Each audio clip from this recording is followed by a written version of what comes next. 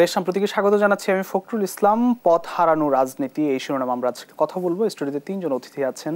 শুরুতে তাদেরকে পরিচয় করাতে চাচ্ছেন আহমদ হোসেন এমপি, সাংগঠনিক সম্পাদক বাংলাদেশ আওয়ামী লীগ; আবু আলম শহীদ খান, সাবেক সচিব ও রাজনীতি বিশ্লেষক; আছেন জোনায়েদ সাকি, প্রধান সমন্বয়ক গণসংহতি আন্দোলন। স্বাগত জানাচ্ছি আপনাদের তিনজনকেই।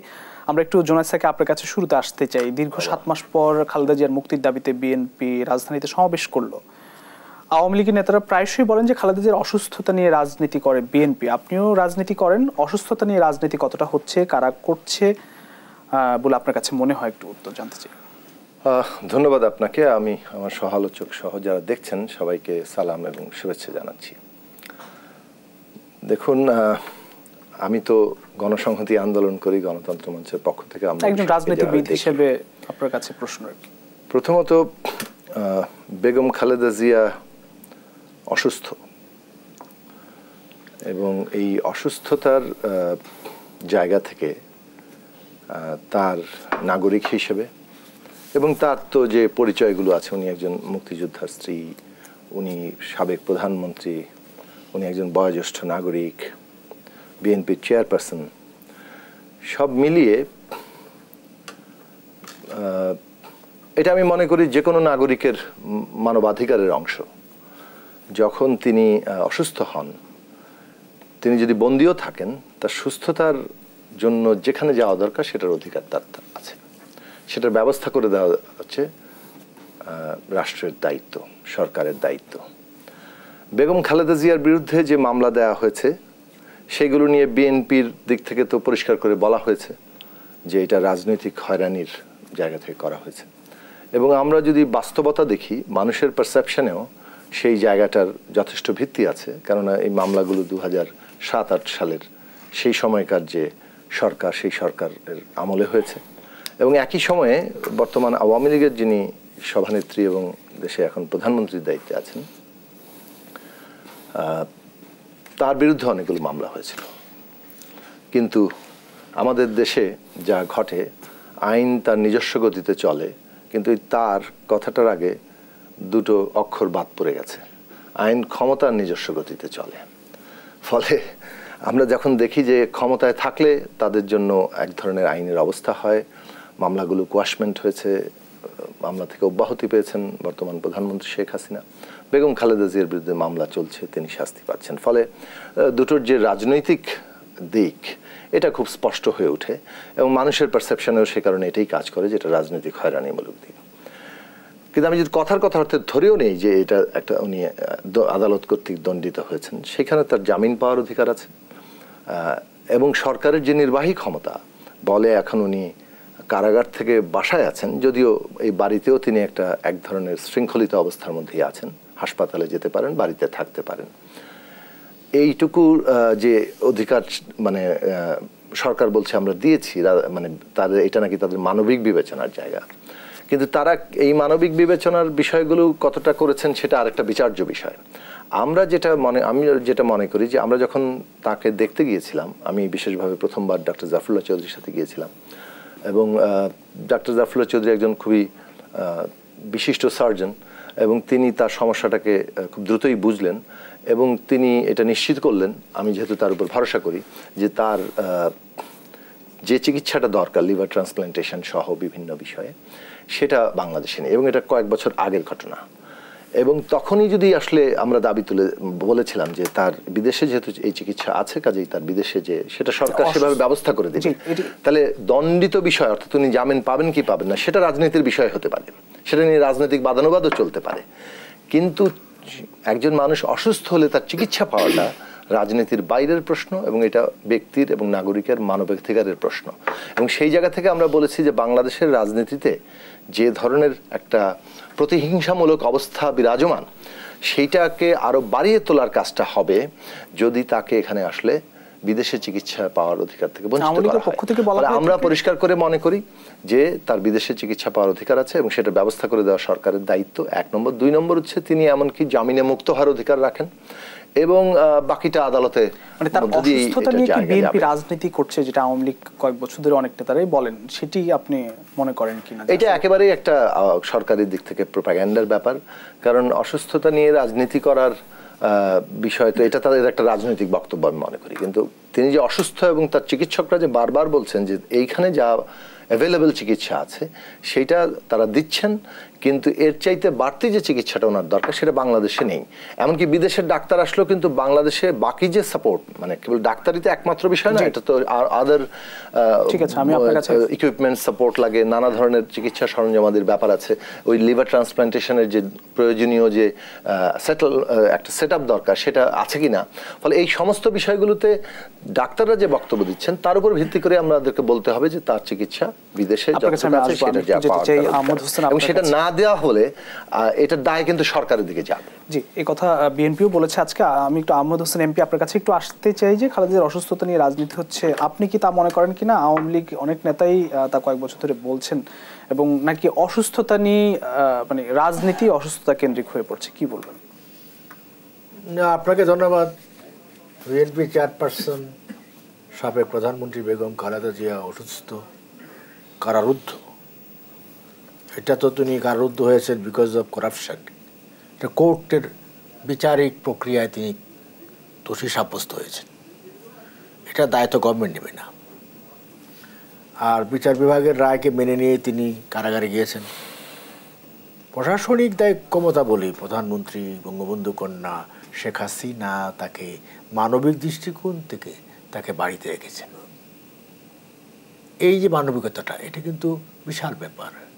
এখানে ডিফারেন্স, যেখানে বেগম জিয়া প্রধানমন্ত্রী শেখ হাসিনা যখন অপোজিশন লিডার ছিলেন তাকে হত্যা করার জন্য গ্রেনেড ছুঁড়েছিল, গুলি ছুঁড়েছিল, আর সেই প্রধানমন্ত্রী হওয়ার পরে বেগম জিয়াকে কারাগারে না রেখে বাসায় রেখেছেন এবং ফ্রি মাইন্ডে আছেন, ফ্রিলি মুভ করতে পারেন, নেতাকর্মীরা যেতে পারে, উনি দেশে যে কোনো চিকিৎসা করতে পারছেন, এমনকি বিদেশ থেকে ডাক্তাররা এসে চিকিৎসা করে গেছে।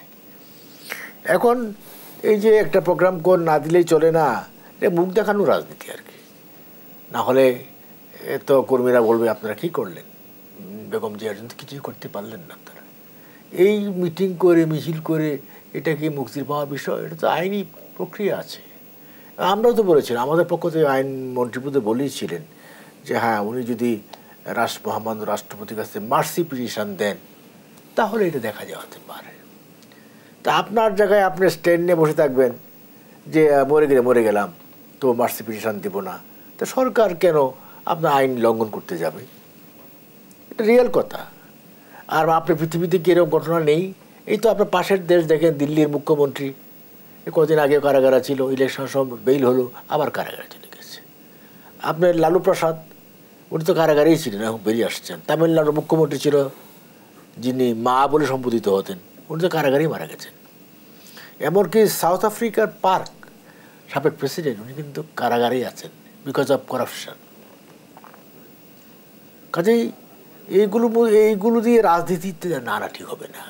আজকে যে সমাবেশটি হলো, এখন অসুখ বিসুখ তো ভাই সবার জীবনেই আছে। ট্রান্সপ্লান্টেশন আমি জানি না, আপনি বুঝেন না। লিভার সিরোসিস এটা এমন একটা রোগ, ট্রান্সপ্লান্ট করাও কঠিন। আর ওনার যে শারীরিক অবস্থা এই বয়সে ট্রান্সপ্লান্ট করা সম্ভব না। ওনার এখন হার্টের প্রবলেম। আপনারা আওয়ামী লীগ নেতারা যেটা বলে থাকে যে অসুস্থতা নিয়ে বিএনপি রাজনীতি করছে, হ্যাঁ, অসুস্থতা নিয়ে আর তো কিছু এখন মানুষের সহানুভূতি পাচ্ছে না। বিএনপির প্রতি পাবলিকের কোনো সহানুভূতি নাই। বিএনপির প্রতি মানুষ annoyed because you are terrorist. সহানুভূতি কাদের প্রতি আছে? সহানুভূতি তো আছে তাদের প্রতি যারা ডেমোক্রেসির পক্ষে দাঁড়িয়ে কথা বলে, সংবিধানের পক্ষে দাঁড়িয়ে কথা বলে, তাদের পক্ষে যারা জনগণের পক্ষে দাঁড়িয়ে কথা বলে। আমাদের প্রধানমন্ত্রী শেখ হাসিনা, তিনি জনগণের পক্ষে দাঁড়িয়ে কথা বলেন এবং তিনি শুধু কথাই বলেন না, ঝুঁকি নেন, মৃত্যুর ঝুঁকি নিয়েছেন অতীতে, তার প্রতি সহানুভূতি আছে। তিনি হারিয়েছেন অনেক, তার পিতা হারিয়েছেন, মা হারিয়েছেন, ভাই হারিয়েছেন, ফ্যামিলি মেম্বার সব তো হারিয়েছেন। তখন তো মানবিকতার কথা শুনি নাই। যে রহমান তো পাওয়ার টেক ওভার করেছে, কই বঙ্গবন্ধু হত্যার বিচার করেছিল? উপরন্ত বঙ্গবন্ধুর কিরাসদেরকে রক্ষা করেছে। বেগম জিয়া বঙ্গবন্ধুর 15ই আগস্ট আসলে উনি জন্মদিন পালন করতেন, জন্মদিন পালন করে উনি তার একাত্মতা ঘোষণা করতেন, মেসেজ দিতেন কিরাসদের কাছে, অতীতে আপনাদের সাথে ছিলাম, এখনও আছি, সামনেও আছি। এবং এই উনি রশিদকে পার্লামেন্টে এনে অপোজিশন লিডার বানিয়েছে কে? বেগম জিয়া বানিয়েছেন।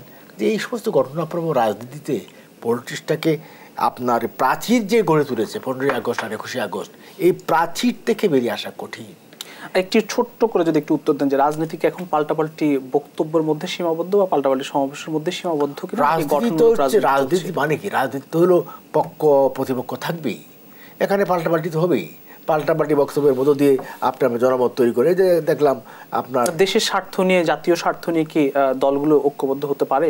জাতীয় স্বার্থ যুদ্ধ হচ্ছে কোনো দেশের সাথে না, এই যে গণতন্ত্রের প্রশ্নের, মুক্তিযুদ্ধের পরও আমাদের গণতন্ত্রের প্রশ্নের স্বৈরাচার বিরোধী আন্দোলনে দলগুলো এক হয়েছে। আমরা we are in favour of democracy, আমরা মুক্তিযুদ্ধের পক্ষে আছি। যারা ডেমোক্রেসির পক্ষে নাই তারা সন্ত্রাসের পথে যায়, যারা মুক্তিযুদ্ধের পক্ষে নাই তারা জামাতের সাথে অ্যালায়েন্স করে সাম্প্রদায়িক রাজনীতিতে যায়, মৌলবাদের রাষ্ট্র গঠন, মৌলবাদকে এস্টাবলিশ করতে যায়।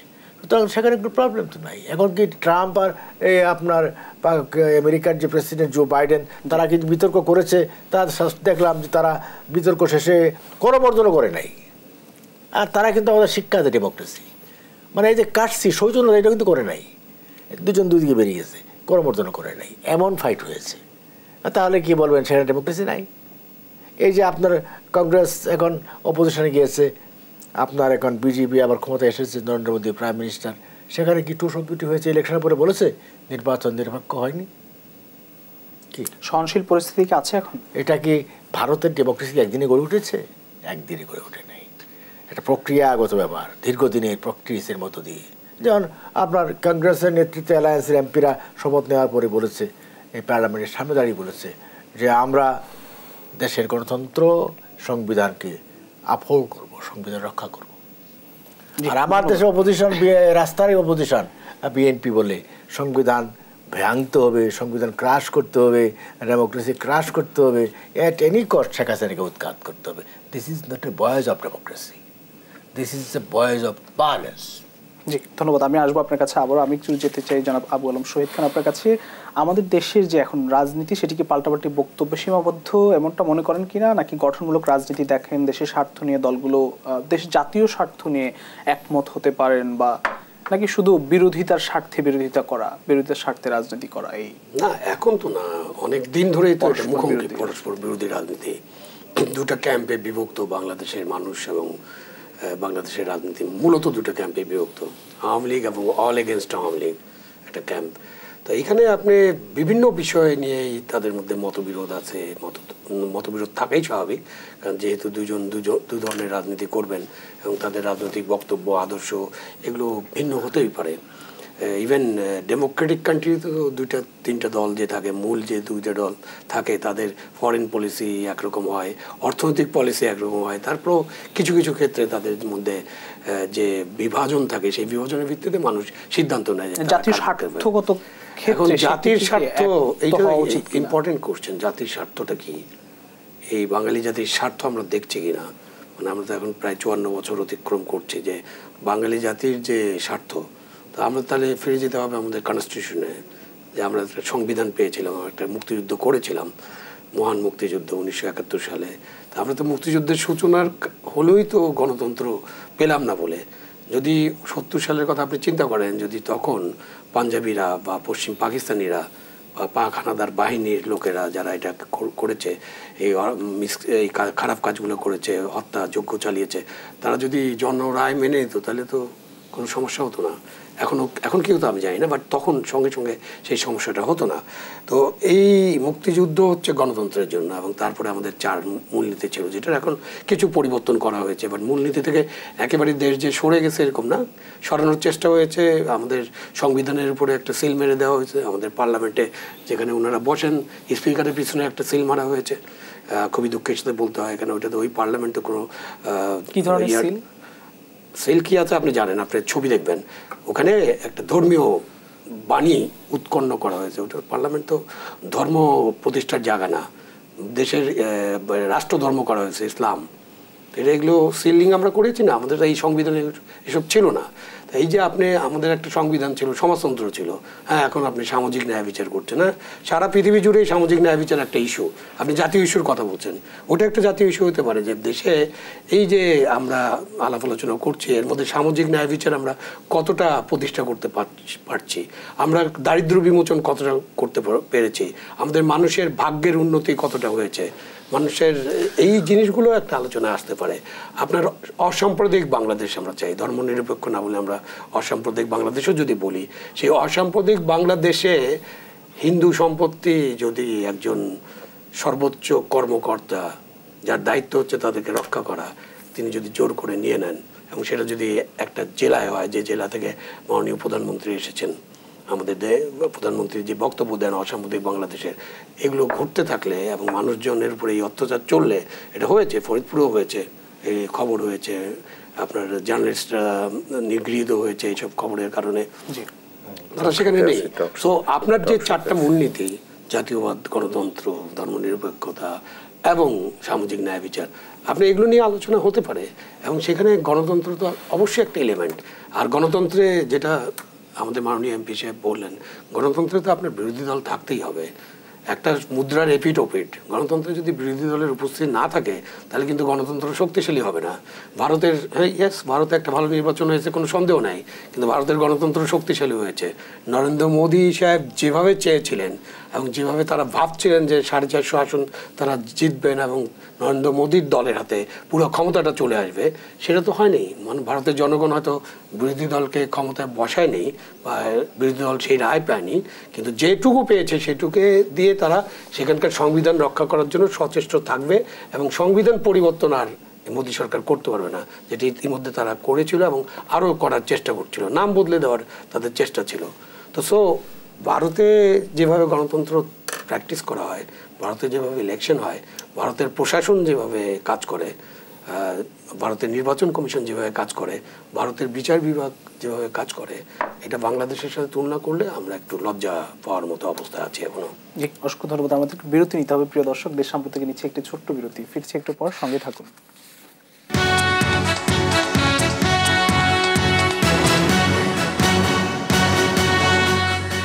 দেশ সম্প্রতিকে আরো একবার স্বাগত জানাচ্ছি। আমরা সরাসরি আলোচনায় যেতে চাই।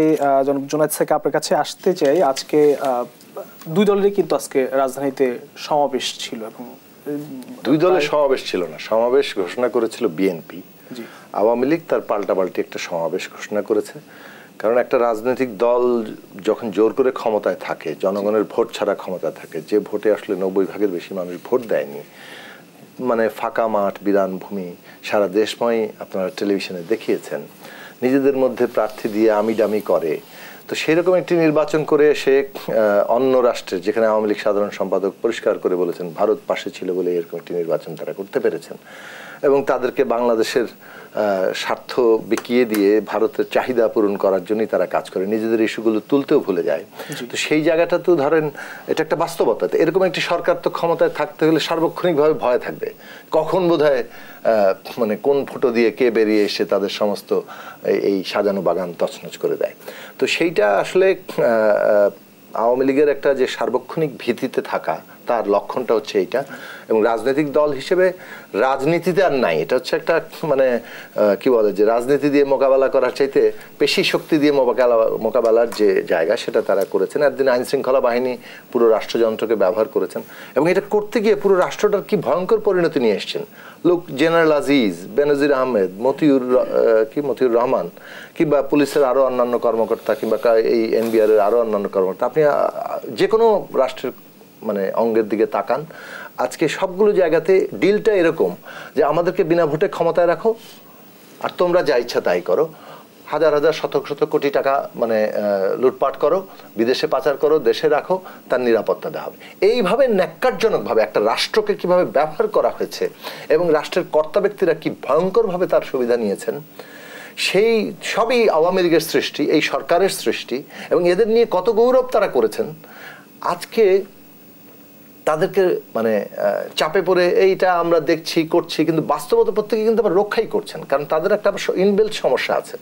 এদের বিরুদ্ধে ব্যবস্থা নিলে তো আবার যারা বর্তমানে আছে তারা আবার ভাববে যে আমরা তো মানে আমাদেরকে ডিজোন করবে ভবিষ্যতে। ফলে তারা এখন এই যে আমরা দেখি একজন ব্যক্তি বিদেশ চলে যান, তারপরে তার কি বলে নিষেধাজ্ঞা আসে, কিংবা মানে একজনের বিরুদ্ধে এখনো কোনো সুস্পষ্ট অভিযোগ পাওয়া যায়, নানান কিছু করে এই বিষয়গুলোকে আসলে রক্ষা করার চেষ্টা করেছে। কিন্তু যেটা সত্য বেরিয়ে এসছে, যে কথাগুলো আমরা বছরের পর বছর ধরে বলছিলাম, যে এই সরকার পুরো রাষ্ট্রশক্তিকে পকেটে ঢুকিয়ে এবং তাদেরকে এইভাবে অন্যায় সুবিধা দিয়ে তাদের বিনা ভোটে ক্ষমতাটাকে রক্ষা করছে, কিন্তু এর মধ্যে দিয়ে রাষ্ট্র ব্যবস্থাটাকে তারা ভয়ঙ্করভাবে বিপর্যস্ত করে তুলছে। কারণ এইরকমই যদি রাষ্ট্রের কর্তা ব্যক্তিদের চেহারা হয়, আজকে চিন্তা করে দেখুন কি পরিস্থিতি বাংলাদেশে কোন প্রতিষ্ঠানের উপর মানুষ ভরসা করবে। কাজে এটা তো মানে আমাদের জন্য একটা ভয়ঙ্কর রকম অশনি সংকেত। পেশি শক্তির ব্যবহার বললেন, এটা কি মানে আগেও ছিল না? কোথায় পেশি শক্তির রাজনীতিতে পেশি শক্তির ব্যবহার বললেন, সেটি কি আগে ছিল কিনা? না, দেখুন পেশি শক্তির এই ধরনের ব্যবহার, এই যে মানে পুরো বছরের পর বছর ধরে বিরোধী দল কর্মসূচি দিলেই তার একটা পাল্টা কর্মী, এবং এটা সূত্রপাত আওয়ামী লীগের দিক থেকে বলা চলে যে বিরোধী দলের হরতালের দিনে মিছিল বের করা, এটা আমার অন্তত আমি ঠিক ভুল না করলে এটার প্রধান অংশটা আমি এভাবে টু বি কারেক্ট এটা বলি, যে প্রধানত এটা আওয়ামী লীগ করেছে। কারণ আমরা এটা আমাদের ছাত্র জীবন থেকে দেখেছি যে আওয়ামী লীগ যখন সরকারে ছিল, তখন বিরোধী দল যখন হরতাল ডেকেছে, তখন ওই দিন মিছিল বের করা, এটা আগে এইভাবে আমরা দেখিনি। যে সরকারি দল মানে বিএনপি যখন সরকারে ছিল, আওয়ামী লীগ যখন হরতাল ডেকেছে, এইটা ওইভাবে আমি দেখিনি। হতে পারে কোনো কোনো ক্ষেত্রে, I am not sure fully, কিন্তু এই ঘটনাটা আওয়ামী লীগের দিক থেকে সূত্রপাত করেছে 96-এর পরে, যে যখন বিরোধী দল হরতাল ডেকেছে তখন সরকারি দল মিছিল বের করে রাস্তা দখল করে রেখেছে। আর এটা করতে করতে করতে এমন জায়গায় এসে দাঁড়িয়েছে যে আপনি পাল্টাপাল্টি প্রোগ্রামের দিকে চলে গেছেন।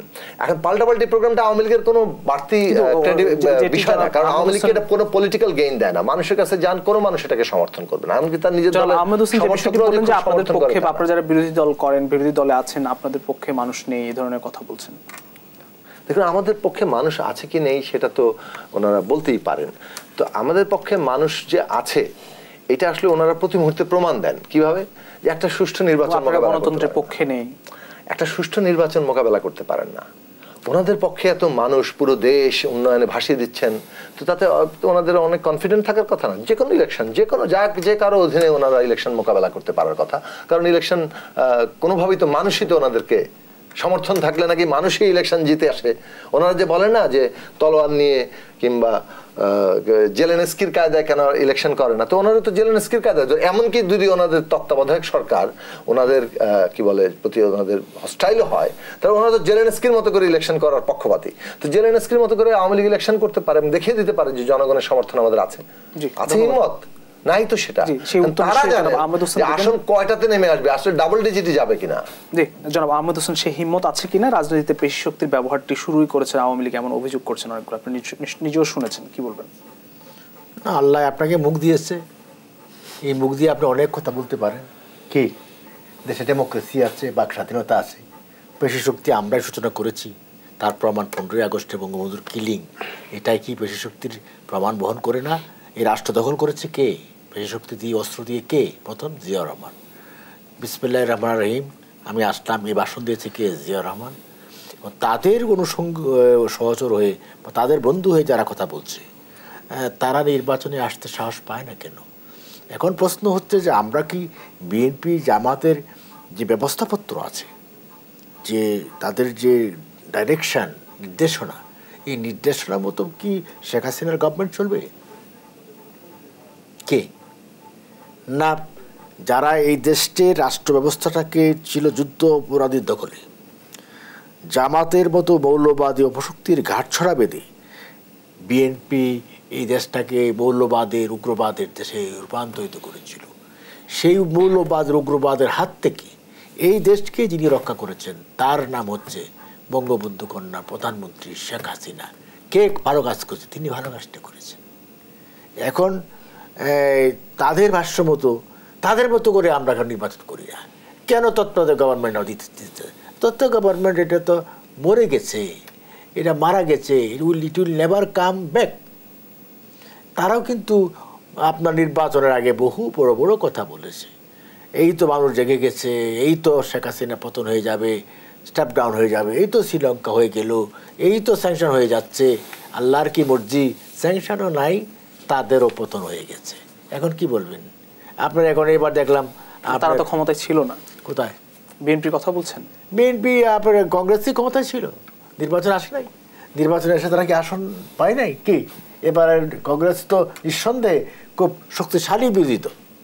কে এবারের যে আপনার গান্ধী, রাহুল গান্ধী এবার অপোজিশন লিডার। আগের রাহুল গান্ধী আজকের রাহুল গান্ধীর মধ্যে কিন্তু অনেক পার্থক্য রাজনৈতিক কারণে। এখন সে লোকসভার অপোজিশন লিডার, এখন লোকসভায় জমবে খেলা। আপনি পার্লামেন্টে আসেন, কথা বলেন। এই তো আজকে আপনার পার্লামেন্টের বাজেট সেশনের শেষ বক্তৃতা করলেন, প্রধানমন্ত্রী করলেন, আপনি লিডার অফ দ্য অপোজিশন কাদের সাহেব করলেন। তা কাদের সাহেবকে আওয়ামী লীগের বক্তব্য রেখেছেন? কাদের সাহেব তো তার মতো করে আমার বাজেটের বিরোধিতা করেছে, আমাদের গভর্নমেন্টের বিরুদ্ধে কথা বলেছে, তো সেখানে বিএনপি এসে কথা বলতো। এখানে ডেমোক্রেসির চর্চার একমাত্র কেন্দ্রীয় বিন্দু হলো parliament. If you believe in parliament democracy, আপনি যদি জনগণের শক্তিতে বিশ্বাসই করেন, জনগণকে অর্গানাইজ করেন, তাও তো পারেন না। শোনেন, একটা পার্টি ধরেন কমলাপুর স্টেশনে আপনার ইঞ্জিন নাই, বগি আছে, এই বগিতে কেউ যাবে? এই বগিতে গিয়ে বসে থাকবে নাকি কেউ? এই বগি তো নীরব, যেতে পারবে না, ট্রেন স্টেশন নাই, যে যাবে কেউ পায়, নো ইঞ্জিন মানে লিডারশিপ নাই। বিএনপির নেতৃত্ব একেবারে স্থবির হয়ে আছে। একজন লন্ডনে আছে, একজন শিখ। লন্ডনে যিনি বসে আছেন, ওখান থেকে যিনি বার্তা পাঠান, সেই বার্তা শুনে শুনে তারা কাজ করে। মাঠের সাথে, মানুষের সাথে ডাইরেক্ট লিঙ্কড, মানুষের মনকে বোঝাবার মতো নেতৃত্ব বিএনপিতে নেই, যে কারণে বিএনপি নির্ভর করে আমি একটু জনাব জামাতের উপর। আবু আলম শহীদ খান, আপনার কাছে একটু আসতে চাই। আমি একটু দুর্নীতি প্রসঙ্গ নিয়ে কথা বলতে চাই। সাম্প্রতিক যে মতিউর, বেনজির এবং আর ফয়সাল এবং আরো অনেকের নাম উঠে আসছে। আসলে এই যে দুর্নীতিগুলো হলো, পাহাড় সমান সম্পদ অর্জনের পিছনে আশ্রয় প্রশ্রয় একটি ব্যাপার থাকে, সেই ক্ষেত্রে আসলে রাজনীতি বা রাজনীতিবিদরা কতটা দায়বান, সেই দায়টা কার আপনার কাছে মনে হয়? আপনার একজন আপনি একদম পরিষ্কারভাবে এটা আমাদেরকে বুঝতে হবে যে দেশের যে ব্যবস্থাপনা আছে, রাষ্ট্র তো বায়বীয় জিনিস, বাতাসের মতো। আপনি রাষ্ট্রকে ধরতে পারবেন নাকি? ছুতে পারবেন না। তো রাষ্ট্র তো কেউ না কেউ পরিচালনা করে। তো যারা রাষ্ট্র পরিচালনা করে তারা রাজনীতিবিদ। তাদের নাম যাই হোক, তারা গণতান্ত্রিক হতে পারে, অগণতান্ত্রিক হতে পারে, গণতন্ত্রের লেবাসদারি হতে পারে, স্বৈরচার হতে পারে, তারা সামরিক শাসক হতে পারে। কিন্তু তারা যখন একটা রাষ্ট্র পরিচালনা মানে সরকার পরিচালনার দায়িত্ব পেয়ে যায়, তখন তাদের দায়িত্ব হচ্ছে রাষ্ট্রের কাঠামোটাকে চালানো। কিন্তু আমরা এখন আলোচনা করি এবং শেষ পর্যন্ত আমরা সবাই মনে করি যে গণতন্ত্র হচ্ছে সবচেয়ে ভালো ব্যবস্থা পৃথিবীতে, এখন সবচেয়ে ভালো ব্যবস্থা। তো সেটা নিয়ে আমাদের অনেক আলোচনা আছে। কিন্তু আপনি যখন রাষ্ট্র চালাবেন, সরকার পরিচালনা করবেন, তখন আপনি এই দায় থেকে মুক্ত না।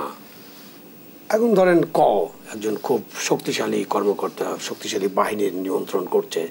তো আমাদের রাষ্ট্রীয় ব্যবস্থার মধ্যে এর বাইরে খ গ বাহিনী আছে কিন্তু, এবং তাদেরও ইন্টেলিজেন্স আছে, এবং রাষ্ট্রের নিজস্ব ইন্টেলিজেন্স আছে। তো এখন কেউ যদি লাগাতারভাবে তার সম্পদ এরকম বাড়তে থাকে, দুর্নীতি করতে থাকেন, জোর জবরদস্তি করতে থাকেন, মানে সংখ্যালঘু সম্প্রদায়কে বাধ্য করে তার জমি দখল করে নিতে পারেন, আপনার পাসপোর্ট বানাবেন, সেই পাসপোর্টে আপনার কোনো প্রাইভেট, আপনি সরকারি কর্মচারী, প্রাইভেট 7টি বানিয়ে ফেলতে পারেন। হ্যাঁ, না, পাসপোর্ট কিন্তু একেবারে নীল পাসপোর্ট থাকতে হবে এরকম কোনো বাধ্যবাধকতা নাই। একজন সরকারি কর্মচারী সবুজ পাসপোর্টও নিতে পারে, সেটি 7টি। কিন্তু সেখানে না, এটা হতো মানে আপনার তো 20 বছরের মধ্যে 5টা হতেই পারে, 7টা হতে পারে কোনো পাসপোর্ট যদি হারিয়ে যেয়ে থাকে। তখন আপনি ওই পাসপোর্টে আপনার যে পেশা, সেই পেশার উল্লেখটা ঠিক মতো থাকতে হবে। তো এইসব যখন করা হয়, তাহলে কি রাষ্ট্র তখন মানে রাষ্ট্র ঘুমিয়েছিল এবং সরকারও ঘুমিয়েছিল। ধরেন পাসপোর্ট অফিস, আমি একটা পাসপোর্ট ইস্যু করছি এবং আমি পাসপোর্ট ইস্যু করতে বাধ্য হচ্ছি। পাসপোর্ট ইস্যুর একটা দায় নেই, ওখানে একটা ডিরেক্টর জেনারেল আছে না, ওখানে একজন ব্রিগেডিয়ার সাহেব ডিরেক্টর জেনারেল হন, অথবা একজন আমলা উচ্চ স্তরের উনি হন, অথবা পুলিশের কেউ হন ঊর্ধ্বতন কর্মকর্তা। তিনি স্বরাষ্ট্র মন্ত্রণালয়কে এটা রিপোর্ট করবেন যদি তিনি না পারেন, যদি বাধ্য হওয়ারও ব্যাপার থাকতে পারে। স্বরাষ্ট্র মন্ত্রণালয়ের সচিব এটা স্বরাষ্ট্র সচিবকে রিপোর্ট করবে, স্বরাষ্ট্রমন্ত্রীকে রিপোর্ট করবে, স্বরাষ্ট্রমন্ত্রী প্রয়োজন বোধে এটা দেশের প্রধানমন্ত্রীকে রিপোর্ট করবে। এটা হলো সিস্টেম। আপনি পুরা সিস্টেমে জমি রেজিস্ট্রি হলে আপনার এটা রেজিস্ট্রি হতে হবে, এটা দলিলপত্র থাকবে, জানবে আপনার এই সিস্টেমের মধ্যে তথ্য প্রবাহ যেভাবে আসার কথা, এখানে তিনটা জিনিস ঘটতে পারে। হয় তথ্য আসে নাই, অথবা তথ্য আসলে আমরা চোখ বন্ধ করেছিলাম, চোখে তুলো নাক বন্ধ, চোখ বন্ধ, কান বন্ধ করেছিলাম, যে আমরা কিছু ঘ্রাণ পাই না, আমরা শুনি না এবং আমরা দেখি না। অথবা তথ্য প্রবাহের মধ্যে কোনো একটা বিশাল প্রাচীর গড়ে উঠেছে। রাজনৈতিক দলগুলোর যে অসুবিধা হচ্ছে, আমি একজন রাজনৈতিক কর্মী ছিলাম, তখন থেকে এখন যদি তুলনা করি, রাজনৈতিক দলগুলোর বড় অসুবিধা, কোনো রাজনৈতিক দল সরকারে যাওয়ার পরে তার সাথে আর কর্মীদের কোনো যোগাযোগ থাকে না। কর্মীরা হচ্ছে কিন্তু রাজনৈতিক দলের মূল শক্তি, যেখান থেকে তারা তথ্য পেতে পারেন, তথ্য পান, কোন জায়গায় কী হচ্ছে, ডিসি কী করতেছে, ওসি সাহেব কী করছে, ইওনো সাহেব কী করছেন, অমুক শিক্ষক ক্লাস করছে কিনা, এগুলো সব কর্মীরা কিন্তু জানতে পারে। এবং একটা রাজনৈতিক দল যদি গণতন্ত্রের ভিত্তিতে পরিচালিত হয়, আদর্শের ভিত্তিতে পরিচালিত হয়, তাহলে তাদের কিন্তু নিজস্ব সিস্টেমে, হয়তো সরকারি সিস্টেমে না পেলেও নিজস্ব সিস্টেমে পেয়ে যাওয়ার কথা। এই ক্ষেত্রে সরকারের কাছে হয় তথ্য আসেনি, অথবা আসলে সরকার ঘুমিয়েছিল, অথবা সরকার কোনো ব্যবস্থা নিতে চায়নি নানান কারণে। একটা কারণ জুনায়েদ সাকি বলছেন যে আপনাদেরকে আমরা নির্বাচন বৈতরণী পার করবো আর আমরা আমাদের মতো ফ্রি স্টাইলে এসব করতে থাকবো। তো এই বক্তব্য তখন তো গ্রহণযোগ্য হয়ে যায় যে আসলে এদেরকে শেষ পর্যন্ত আসলে বিচারের মুখোমুখি দাঁড় করানো সম্ভব হবে বলে মনে করেন আপনি? দেখেন, এই দেশে বিচার হয় নাই এরকম ঘটনা নাই, মানে বিচারের ঘটনা আছে, বাট সমস্ত বিচারের ঘটনাগুলোর সাথে রাজনৈতিক অঙ্গীকার আছে। জেনারেল এরশাদ সাহেব প্রেসিডেন্ট ছিলেন না, তার বিচার হয়েছে না। এখানে এই দেশে চিফ জাস্টিসের বিরুদ্ধে লোয়ার কোর্টে মামলা হয়েছে না। এই দেশে প্রধানমন্ত্রীর বিচার হচ্ছে, জেলখানায় থাকছেন না। এই দেশের আইজিপি, প্রাক্তন আইজিপি, গ্রেনেড হত্যা মামলার সময় যিনি আইজিপি ছিলেন, খুবই ভালো একজন আইজিপি, মানে অন্যান্য সব দিকে, তারপর তার কাজের গাফিলতির জন্য তার বিচার হয়েছে না। তো এই দেশে প্রধান মানুষেরা বিচারের সম্মুখীন হচ্ছেন, এটা হয়েছে। সচিবরা বিচারের সম্মুখীন হচ্ছেন। ডক্টর কামাল সিদ্দিকের মতো একজন বাঘা সচিব, বিচার হয়েছে, তার জেল হয়েছে, তিনি এখন মানে পরদেশে বসবাস করছেন। সুতরাং বিচার হবে না এরকম বলা যায় না, কিন্তু বিচারটা কতটা ন্যায্যভাবে হবে এবং বিচারটা কিভাবে হবে, কত দ্রুততার সাথে হবে। ধন্যবাদ। আমরা একটু বিরতি নিয়ে তারপর আমরা আলোচনায় ফিরবো। প্রিয় দর্শকদের সাম্প্রতি নিচ্ছে আরো একটু বিরতি, ফিরছি একটু পর, সঙ্গেই থাকুন।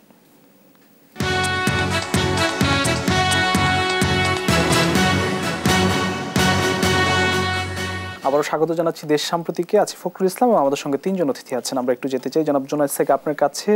আমরা দেশের দুর্নীতির কথা বলে ফেলি, কারণ হচ্ছে যে দেখুন, আলোচনা অনেক সময় আমরা খুব সরলীকরণ করি। আপনি আমাকে প্রশ্ন করেছেন যে এই যে কর্মসূচির পাল্টা কর্মসূচি কবে থেকে শুরু হলো, এটা আগে ছিল কিনা। ফলে আমি এইটার একটা মোটামুটিভাবে আমার দেখাটা আবার সব নয়, আমি আমার ছাত্র জীবন থেকে এসে যতটুকু দেখেছি সেটা বললাম যে একটা দল কর্মসূচি দিল, ঠিক ওই দিনই তার পাল্টা একটা কর্মসূচি দিতে হবে আরেক দলকে।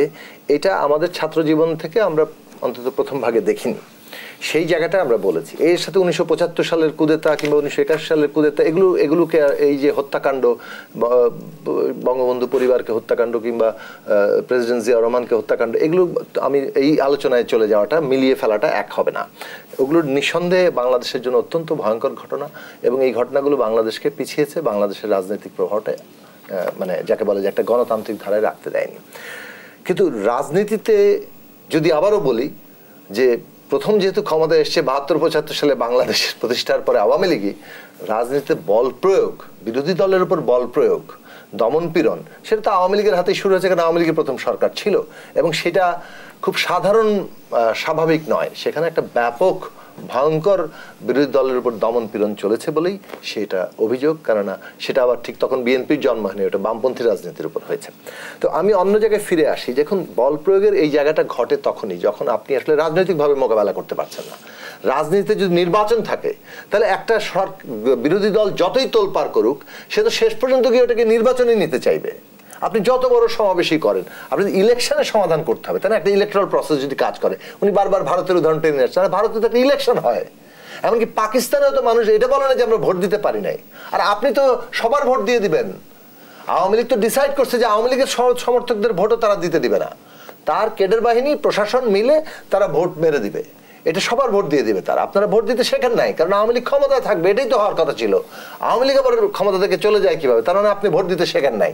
অতএব আমরা আপনাদের ভোট দিতে শেখাবো, আমরা সবার ভোটটা দিয়ে দিব। এটা হচ্ছে আওয়ামী লীগের রাজনৈতিক সিদ্ধান্ত, এবং এইটা করতে গিয়ে তারা বাংলাদেশের মানুষের ভোটাধিকারটা কেড়ে নিয়েছেন। ফলে এটার সাথে কোনো তুলনা নাই, কিন্তু এই ভারতের তুলনা এগুলো হচ্ছে যে খামোখা যুক্তি। আমাদের বাংলাদেশে আওয়ামী লীগ এই যে এমন একটা দেউলিয়া রাজনীতির অবস্থানে চলে এসছে যে তার পক্ষে বিরোধী দল দমন পীড়ন করে পাল্টাপাল্টি কর্মসূচি দিয়ে সারাক্ষণ পেশি না দেখিয়ে তার পক্ষে ক্ষমতা টিকা সম্ভব না। যেটা ভয়ঙ্কর পরিণতি, যেটার ক্ষেত্রে সে রাষ্ট্র ব্যবস্থাকে ব্যবহার করছে। এবং যেটা একটু আগে আবু আলম শহীদ সাহেব যে কথাটা বললেন, উনি একজন সাবেক সচিব, এবং এইটা উনি ভালো করে বললেন যে প্রত্যেকটা পর্ব দেখুন, এই যে সাবেক আইজিপি বেনজির সাহেব উনি যে দিয়ে গিয়েছেন, উনি যদি বিদেশে থেকে থাকেন তাহলে উনি তো ডেফিনেটলি এয়ারপোর্ট দিয়ে গিয়েছেন, ওইখানে তো ইমিগ্রেশনে তাকে করতে হয়েছে। প্রত্যেকটা গোয়েন্দা সংস্থা খবর নেয়, প্রত্যেকটা মানুষ ওখানে গেলে বসিয়ে রাখে, তো তারা যে বসে থাকে এবং গোয়েন্দা ক্লিয়ারেন্স আসে, তো ওইটা বেনজির সাহেবের কোথায় গেল? উনি যে সবুজ পাসপোর্ট দিয়ে চলে যাচ্ছেন, ওনার পাসপোর্টটা যারা ইস্যু করলো, এই সবগুলো বিষয়ে তো গভর্নমেন্ট জানে। তার মানে গভর্নমেন্ট জেনে শুনে এই কাজটা করেছেন।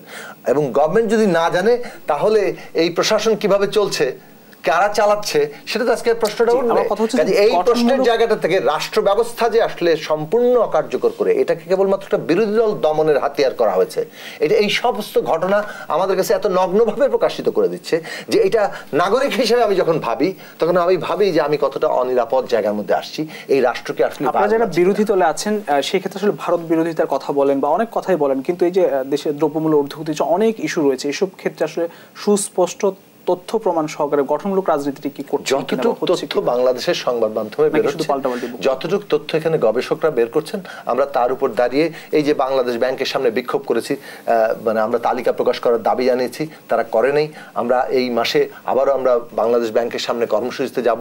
আমরা ভারতের প্রশ্নে যেটা করছি, কারণ ভারত বাংলাদেশের এই সরকার তো যে ভারতকে বলছে যেটা যে তারা তো আমাদের কোনো দাবি তাদের কাছে চাইতে পারছে না, কারণ তাদের সহায়তায় তারা ক্ষমতা আছে। ফলে ভারতের যে সমস্ত ডিমান্ড সেগুলি তারা পূরণ করছে, সেটা যেমন বাংলাদেশের স্বার্থকে ক্ষুণ্ণ করছে, আমরা সেই প্রশ্নে যেমন সোচ্চার, তেমনি আজকে আজিজ বেনজির থেকে লুটপাট করে করে আপনি বাংলাদেশের এই যে কতিপয় ক্ষমতার ছায়াতলে থাকা ব্যবসায়ীরা যে হাজার হাজার কোটি লক্ষ কোটি টাকা পাচার করেছেন এবং লুটপাট করেছেন, তার বিরুদ্ধে আমরা কথা বলছি। আজকে যে রিজার্ভ এই $13 বিলিয়ন নিচে নেমে আসলো, এবং আমরা যে অর্থনৈতিক সংকটের মধ্যে আছি। আহমেদ হোসেন, আপনার কাছে আসতে চাই যে আসলে রাজনীতিটা এখন কোন পথে যাচ্ছে? রাজনীতি কি পথ হারাচ্ছে কিনা, বা এর জন্য দায়ী কারা? না, আপনার শিরোনামটা তো আপনাদের দেওয়া শিরোনাম। আমরা তো এই শিরোনামের পথে হাঁটছি না, আমরা হাঁটছি তো এই দেশকে নিয়ে সামনের দিকে। কেন পথ হারাবো? তারা পথ হারিয়েছে, তারা দিকভ্রান্ত, তারা হতাশার গভীরে নিমজ্জিত। তারা হলো বিএনপি, জামাত এবং তারেলাইট। এখন কথা হলো যে আপনি উদুরু পিন্ডি বুতুর গাড়ে চাপিয়ে আপাতত একটু স্বস্তি পেতে পারেন, সুখ পেতে পারেন। আমরা বেনজিরের দুর্নীতিকে সাপোর্ট দেওয়ার জন্য তো রাজনীতি করি না, আমরা অমুকের দুর্নীতিকে সাপোর্ট দেওয়ার রাজনীতি করি না। এবং প্রধানমন্ত্রী শেখ হাসিনা ক্ষমতা আসার পরেই বলেছেন যে দুর্নীতির প্রশ্নে আমি জিরো টলারেন্স। জি, প্রধানমন্ত্রী নিশ্চয়ই বলেছেন। আজকের পার্লামেন্টে তিনি বক্তৃতা করেছেন যে দুর্নীতিবাজদের বিরুদ্ধে ব্যবস্থা গ্রহণ করা। দুর্নীতি হয়ে গেছেন, তারা পালিয়েও গেছেন, তারা কোথায় আছেন? তারেক জিয়াও দুর্নীতিবাজ, সে পালিয়ে এখন লন্ডনে আছে। বেগম জিয়াও দুর্নীতি করে দণ্ডপ্রাপ্ত হয়েছেন। দুর্নীতিবাজরা তো যেখানে আপনি দুর্নীতি করে টাকা ইনকাম করে আপনি বৈধ করবেন সাদা কারো টাকাকে, একটা দেশের প্রাইম মিনিস্টার, তখন কিন্তু দুর্নীতির চাপ সেখানেই থাকে। নিজের চোখে দেখেন না নিজের চেহারাটা, বুঝতে হবে না আপনি কেমন ছিলেন। এত সোনার হরিণ তো আমি দেখি নাই। ভায়োলেন্স, আপনি পুলিশকে হত্যা করবেন, এটা কি পেশি শক্তি নয়? এটা কি সন্ত্রাস নয়? 28 অক্টোবর যে একটা পুলিশকে হত্যা করলেন, এর মধ্যে কি প্রমাণ মিলেনি কারা ভায়োলেন্স করে, কারা পেশি শক্তিকে লালন করে? কাজেই এই পেশি শক্তি আওয়ামী লীগ করে না, আওয়ামী লীগ করে জনগণকে সংগঠিত করে বিএনপি, জামাত, যুদ্ধাপরাধ তাদেরকে মোকাবেলা করার জন্য যা করার সবই করে। এটা যদি পেশি শক্তি হয়, রাজনৈতিক শক্তি হয়, হবে। বাট সেই ক্ষেত্রে আমরা সেটব্যাক করি না। পেশি শক্তি ব্যবহার করলে কোনো সমস্যা নেই। আমি কি রাজাকারের সাথে পেশি শক্তি ব্যবহার করব না? আমি কি যুদ্ধ অপরাধের সাথে কি মালা দিয়ে বরণ করব? আপনি কি তাই মনে করেন? 71-এর যুদ্ধে কি ওদের সাথে লড়াই হয়েছে কি মালা দিয়ে না অস্ত্র দিয়ে? তারা কি পেশি শক্তি ব্যবহার করেছিল? তারা কি ব্যবহার করে? তারা মানুষ মারেনি? 30 লক্ষ শহীদ মানুষকে হত্যা করেছে কে? না, বিএনপির কথা বলছে যে বিএনপি তো ওই জামাতের আত্মা থেকে গড়ে উঠেছে, জামাতের রক্ত থেকে বিএনপির জন্ম হয়েছে। এক সময় ধরেন কমিউনিস্ট পার্টি ছিল, তার মাস প্ল্যাটফর্ম ছিল ন্যাশনাল আওয়ামী পার্টি, এটা আজকে নাই, ছোট হয়ে গেছে, নাই বললে চলে। এখন বিএনপি হচ্ছে মাস পার্টি প্ল্যাটফর্ম, বাট তার মূল পার্টি হলো জামাত। আপনি ধরেন সেখানে আপনার ভারতের বিজেপি, আর একটা কি আছে শিবসেনা। শিবসেনা যেমন ভয়ঙ্কর, আবার শিবসেনার সাথে আবার বিজেপির আত্মার বন্ধন আছে, রাজনৈতিক রিলেশন বন্ধুত্ব আছে। তেমনি ভাবে জামাতের সাথে বিএনপির বন্ধনটা হচ্ছে শিবসেনার সাথে যে বন্ধনটা বিজেপির, একই বন্ধন বিএনপির সাথে। অসংখ্য ধন্যবাদ। এখন আওয়ামী লীগ বন্ধনে যুক্ত হয়েছে বিজেপির সাথে, এখন সবচেয়ে ধরম আওয়ামী লীগ। আমি একটু জনাব আবু আলম শহীদ খান, একদম হাতের সময় খুবই কম, 2 মিনিটে যদি শেষ করেন, আসলে রাজনীতি এখন কোন পথে এগুচ্ছে নাকি পথ হারাচ্ছে, আপনার কি বিশ্লেষণ? না, রাজনীতি তো বাংলাদেশে প্রথম থেকে পথ হারানোর ঝামেলায় পড়ছে আর কি। আপনি 1975 সালে বঙ্গবন্ধুকে যেভাবে নির্মমভাবে হত্যা করা হয়েছে, হত্যা করার পরে যে ক্ষমতার পালাবদল হয়েছে, জুনায়েদ সাকি ঠিকই বলেছেন যে 1971 মুক্তিযুদ্ধের পরে তো ক্ষমতায় আওয়ামী লীগ এসেছিল, এবং সেই সময়কালে আওয়ামী লীগের গণতন্ত্র চর্চা বা আওয়ামী লীগ কী কী করেছে এটা সবাই আমরা জানি।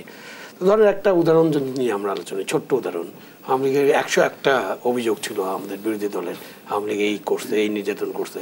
স্পেশাল পাওয়ার অ্যাক্ট করেছিল 1974 সালে, ওটা এখনও চালু আছে। তা আপনি যখন আওয়ামী লীগকে ক্ষমতা থেকে সরানো হলো, তারপরে কিন্তু অনেক বছর অন্যান্য দল ক্ষমতা ছিল, এবং যারা এসব কথা বলে এই হত্যাকাণ্ডটা করছে তারাও কিন্তু স্পেশাল পাওয়ার অ্যাক্ট বাতিল করেনি, এবং এখন পর্যন্ত বাতিল হয়। আজকেও স্পেশাল পাওয়ার অ্যাক্টেই মানুষকে ধরা হয় এবং জেলে নিক্ষেপ করা হয়। তো এই জিনিসগুলো যে দিনের পর দিন যে পথ হারানোর কথা বলছেন, যে আমরা আবার মুক্তিযুদ্ধে ফিরে যেতে হবে, যে আমরা কেন মুক্তিযুদ্ধ করলাম এবং মুক্তিযুদ্ধে কী কী কারণে করেছিলাম। তো সেই কারণগুলোর সামনে রেখে, লক্ষ্যগুলোর সামনে রেখে আমরা একটা ভালো সংবিধানও প্রণয়ন করেছিলাম। এই সংবিধানকে অনুসরণ করে আমরা যদি কাজটা করতে থাকতে পারতাম, তাহলে কিন্তু আজকে পথ হারানোর এই বিষয়টা আসতো না। তো আমরা প্রত্যেক সময় কিছু কিছু করে পথ হারিয়েছি, এবং প্রত্যেক সময় আমাদের কিছু বিচ্যুতি হয়েছে। আপনি স্বৈরাচার বিরোধী আন্দোলনে এরশাদকে আপনি সরালেন, তো ওনারা তো তখন মাঠে ছিলেন, আমি তখন চাকরিতে ছিলাম, এবং ওনারা মাঠে আন্দোলন করেছেন। স্বৈরাচার বিরোধী আন্দোলনে কি পরিমাণ নির্যাতন হয়েছে তার তো তালিকা আছে। আর আপনি অবস্থা থেকে উত্তরণের কোনো সম্ভাবনা, আপনি এখন এই যে গত স্বৈরাচার বিরোধের পরে প্রথম 10 বছর গণতন্ত্র ভালোভাবে চলছিল বলে আমার ধারণা, এটা আমার ব্যক্তিগত মতামত, প্রথম 10 বছর মানে 90-এর দশকটা। তো 2001-এর পর থেকে আপনি আজকে 2024 বছর ধরে আপনি কি দেখছেন? দিন দিন গণতন্ত্র সংকুচিত, দিন দিন কর্তৃত্ববাদটা বেড়ে যাচ্ছে, দিন দিন রাজনৈতিক প্রতিহিংসা পরায়ণ রাজনীতি হচ্ছে, মুখামুখি রাজনীতি হচ্ছে, আমরা কোনো আপোষ করতে দেখছি না, কোনো আলাপ আলোচনা নেই। তো এটার পথ তো একটাই, এখন হয় আলাপ আলোচনা করতে হবে। মানুষ কার সাথে আছে এটা একটা বড় প্রশ্ন। আওয়ামী লীগ মনে করে মানুষ তাদের সাথে আছে, বিএনপি মনে করে মানুষ তাদের সাথে আছে।